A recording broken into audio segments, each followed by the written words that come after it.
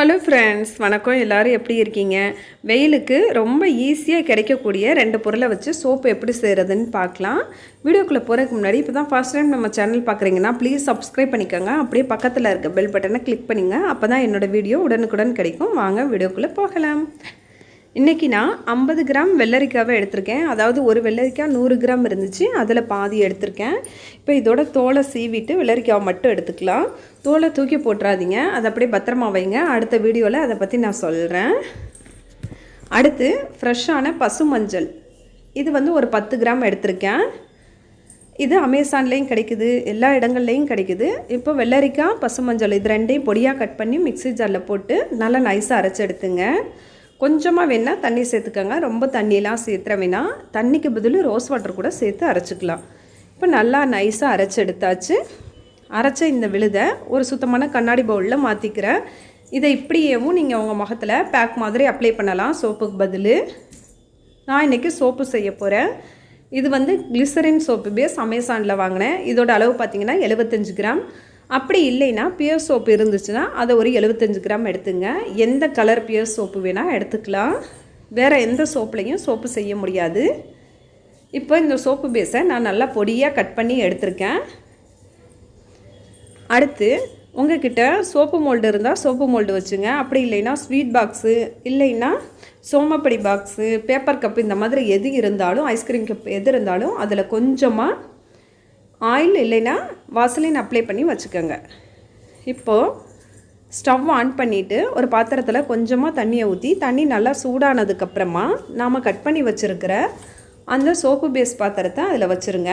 Silver பாத்திரம், அப்படி இல்லைன்னா மைக்ரோவனில் வைக்கிற கண்ணாடி பாத்திரமாக இருக்கணும். வேறு எந்த பாத்திரத்துலையும் வச்சிடாதீங்க. பிளாஸ்டிக்லலாம் வச்சிங்கன்னா உருகிரும்.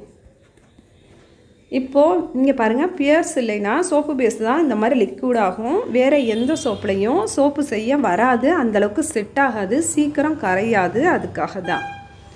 இப்போ நல்லா உருகிடுச்சு, மெல்ட் ஆகிடுச்சு பாருங்கள். அவ்வளோதான். இப்போ ஸ்டவ் ஆஃப் பண்ணிடுங்க.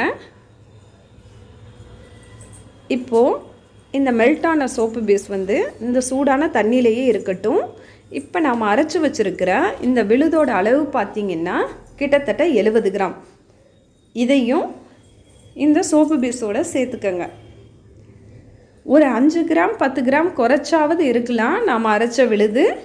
ஆனால் கூட போயிடுச்சுன்னா சோப்பு கொஞ்சம் கொழகொழப்பாயிடும். அதுக்காக தான். இப்போ இது ரெண்டையும் ஒன்று சேர்த்து நல்லா கலந்து விட்டுருங்க. கலந்து விட்டதுக்கப்புறமா ஓரத்துலையும் இந்த மாதிரி நல்லா எடுத்து கலந்து விட்டுருங்க. அவ்வளோதான்.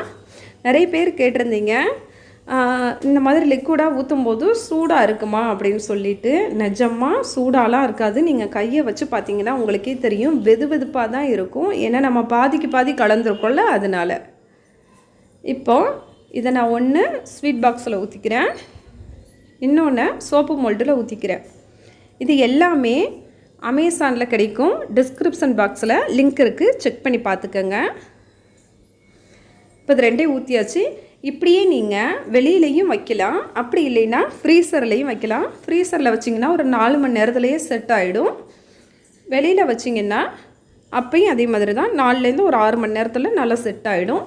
உடனே பயன்படுத்தாமல் கிட்டத்தட்ட ஒரு வாரம் கழித்து பயன்படுத்தினீங்கன்னா சோப்பு சீக்கிரம் கரையாது.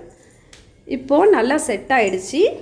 நாம் ஏற்கனவே வாசலின் ஆயில் அப்ளை பண்ணதுனால இந்த மாதிரி டக்குன்னு எடுக்கவும் வந்துடும். சோப்பு மோல்டில் ஏன் ஊற்றுறோன்னா, இந்த பாருங்கள், அப்படியே வளவளப்பாக இருக்கும், பார்க்க ஆசையாக இருக்கும். அதுக்காக தான். அவ்வளோதான், நம்மளோட சோப்பு ரெடி ஆகிடுச்சு. இது ஃப்ரெஷ்ஷான பசு மஞ்சள்ங்கிறதுனால வாசம் நல்லாயிருக்கும். உங்களுக்கு மஞ்சள் கிடைக்கலைன்னா பரவாயில்லை, நீங்கள் கஸ்தூரி மஞ்சள் தூள் சேர்த்துக்கங்க. நிறைய பேருக்கு உடனே டவுட் வரும், ஆண்கள் பயன்படுத்தலாமான்னு. உங்களுக்கு மஞ்சள் வேணாம் அப்படின்னு நினச்சிங்கன்னா நீங்கள் அதுக்கு பதில் கற்றாழையை கூட நீங்கள் பயன்படுத்திக்கலாம்.